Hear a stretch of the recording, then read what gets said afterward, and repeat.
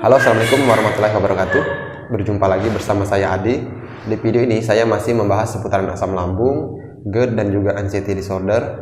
Nah teman-teman, maaf baru bisa buat video lagi karena kan saya lagi sibuk mengurus anak saya yang lagi terkena penyakit flu. Mungkin karena ketularan saya yang sebelumnya terkena penyakit flu juga, ini juga saya belum sembuh terkena penyakit flu.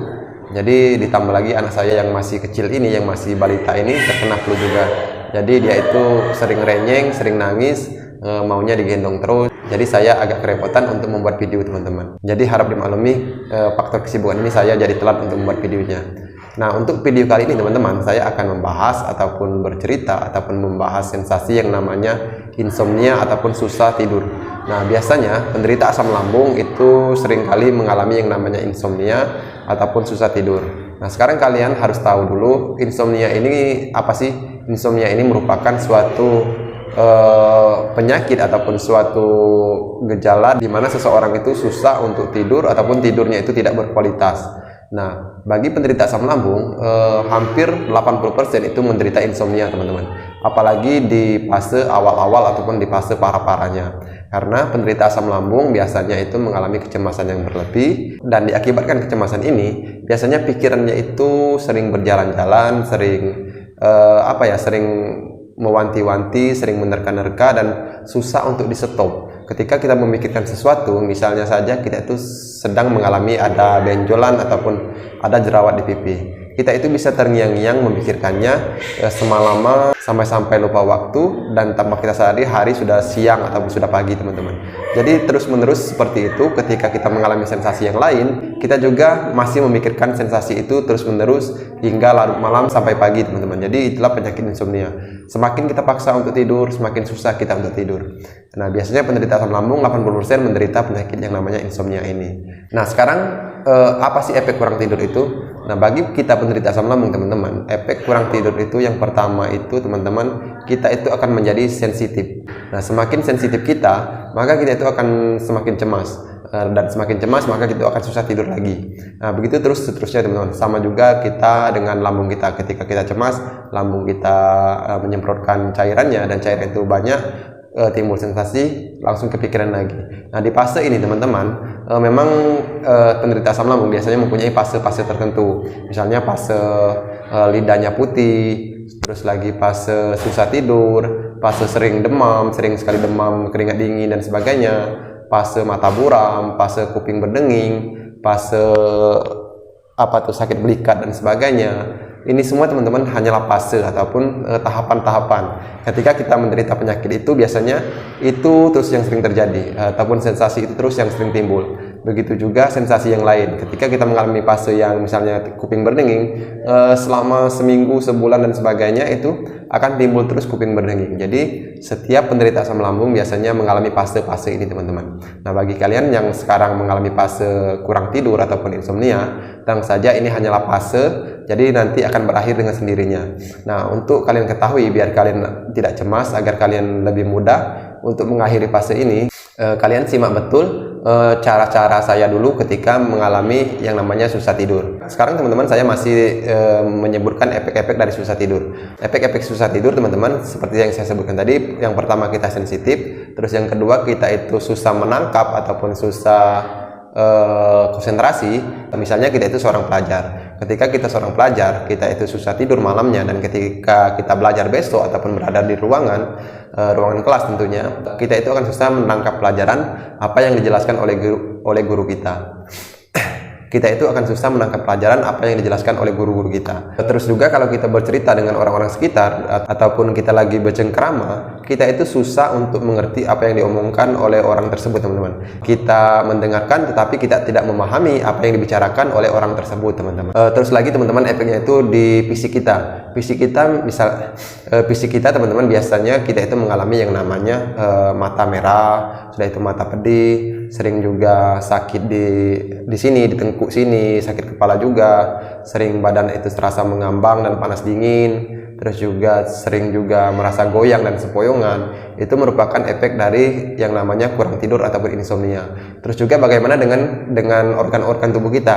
Nah kalau organ tubuh kita, teman-teman, saya dulu pernah nge-gym dan saya punya tutor. Dan di situ saya dijelaskan teman-teman, guna kita nge-gym itu teman-teman ialah kita itu sengaja merusak otot-otot kita. Nah, ketika kita lagi nge-gym itu sengaja kita itu merusak otot-otot kita. Dan setelah kita tidur teman-teman, itu merupakan dimana proses otot-otot kita itu meregenerasi ataupun mengembalikan ataupun memulihkan sel-sel yang ada di otot kita tadi agar lebih berkembang ataupun agar lebih pulih kembali. Nah, begitu juga dengan sel-sel tubuh kita yang lain, misalnya lambung, otak, pokoknya organ-organ tubuh yang lain. Ketika kita tidur teman-teman, itu merupakan dimana semua sel-sel itu teman-teman lagi membenahi diri mereka masing-masing ataupun lagi memperbaiki diri mereka masing-masing guna untuk memperbaiki saraf-saraf yang rusak ataupun saraf-saraf yang telah kita rusakkan teman-teman. Jadi di saat tidur ini pemulihannya itu sangat bagus ataupun sangat cepat teman-teman. Ketika kita kurang tidur maka pemulihan saraf-saraf kita ataupun organ-organ tubuh kita ataupun sel-sel kita itu akan terganggu. Jadi fungsi tidur itu teman-teman ialah kita itu membantu organ-organ kita ataupun sel-sel kita untuk meregenerasi sel-sel yang ada di dalam tubuh kita itu agar lebih berkembang ataupun bisa memperbaiki diri mereka teman-teman. Nah, terus bagaimana tidur yang baik dan benar? Nah, bagi orang normal ataupun orang yang sehat, tidur itu kita diwajibkan 6-8 jam sehari. Nah, biasanya bagi penderita asam lambung, jangankan 6-8 jam sehari, 1 jam saja susah sekali untuk tidur. Jadi inilah susahnya penderita asam lambung itu. Jangankan untuk tidur 6-8 jam sehari, 1 jam saja susah sekali untuk tidur. Jadi saran saya teman-teman, kita itu belajar untuk tidur 6-8 jam sehari. Bagaimana caranya? Nah, saran saya teman-teman, untuk kalian itu lebih mudah untuk tidur teman-teman, kalian itu harus mendengarkan yang namanya suara-suara orang mengaji, suara-suara alam, suara hujan, sudah itu pokoknya suara-suara seperti itu bisa membantu kita untuk cepat ataupun lebih mudah untuk tidur. Karena suara-suara ini teman-teman bisa merelaksasi tubuh kita agar lebih rileks, agar lebih santai. Dan ketika kita lebih rileks, lebih santai, maka tubuh kita itu akan mudah untuk tidur. Terus juga teman-teman, bagi kalian yang muslim, saya ada petua dari orang tua saya bagaimana caranya agar adab ataupun cara kita berdoa ketika mau tidur. Nah, petuanya itu seperti ini teman-teman. Yang pertama itu kalian harus baca basmalah sebanyak 21 kali. Dan setelah habis baca basmalah sebanyak 21 kali,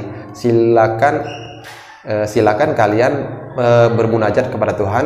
Kalau saya pribadi munajat saya seperti ini teman-teman. Ya Allah ya Tuhanku, bangunkan aku jam 5 pagi. Terus lagi, ya Allah ya Tuhanku, tenangkanlah hati dan pikiran hamba ya Allah.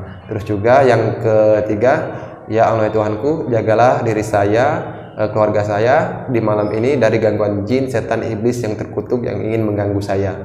Terus juga dilanjutkan dengan baca surat Al-Ikhlas sebanyak 3 kali. Terus lagi dilanjutkan dengan surat Al-Falaq sebanyak 1 kali. Terus juga dilanjutkan dengan surat An-Nas 1 kali.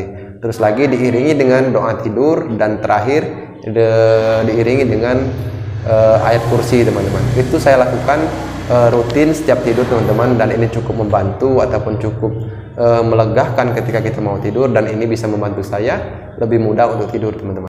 Jadi silakan teman-teman praktekkan ilmu yang saya ceritakan ini ataupun saya berikan ini juga saya dapat dari orang tua saya. Jadi saya berbagi saja. Kalau teman-teman muslim, silakan dibaca apa yang saya katakan tadi. Semoga ini bisa membantu ataupun bisa membuat kalian itu lebih mudah untuk tidur, dan kalian bisa lebih mudah untuk rileks dan bisa tidur 6-8 jam sehari. Dan ketika kalian bisa tidur 6-8 jam sehari, maka proses pemulihan organ-organ kalian itu mungkin akan lebih cepat ataupun akan lebih mudah, dan akhirnya kalian lebih bisa cepat untuk sembuh dari penyakit asam lambung ini ketika kalian itu tidur dengan lelap ataupun tidur dengan berkualitas selama 6-8 jam sehari. Jadi mulai dari sekarang teman-teman cobalah untuk mulai tidur itu misalnya jam 9 malam, terus lagi jam 5 pagi harus bangun, sudah itu sholat subuh. Lakukan ini teman-teman sekarang ataupun malam besok. Nanti ketika kalian sudah terbiasa selama 21 hari ataupun selama sebulan, maka ini akan menjadi darah daging ataupun akan melekat kepada tubuh kalian. Maka ilmu yang saya sarankan ini ataupun petua dari orang tua saya ini, maka ini juga akan bisa apa ya, tiada salahnya sih kita berdoa kepada Tuhan, bermunajat, apalagi yang kita baca itu ayat-ayat Al-Quran dan sebagainya.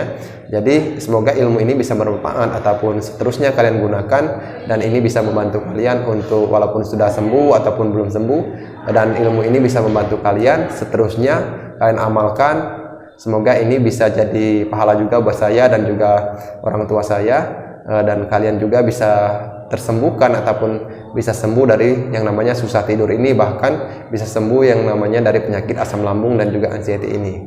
Nah, jadi teman-teman, mungkin itu saja untuk sharing malam ini, karena kan saya ini anak saya masih suka nangis dan renyeng, jadi saya tidak bisa berlama-lama untuk membuat video. Semoga ini bisa membantu kalian yang lagi susah tidur, semoga cepat mudah untuk tidurnya dan juga tidurnya berkualitas dan bisa lebih mudah pulih untuk penyakit asam lambungnya. Dan kalian yang mungkin di fase ini santai saja, karena ini merupakan fase, jadi nanti semua fase itu akan berlalu. Yakinlah semua fase itu akan berlalu teman-teman. Jadi mungkin fase-fase ini kalian akan lalui semua, tetapi fase-fase ini akan berlalu dan kalian akan sembuh. Mungkin itu saja teman-teman, sekian dari saya, Adi. Jangan lupa like dan subscribe video ini teman-teman, jangan lupa sharing juga agar mungkin teman-teman kalian yang menderita penyakit ini bisa tahu teman-teman. Sekian dari saya teman-teman, wassalamualaikum warahmatullahi wabarakatuh.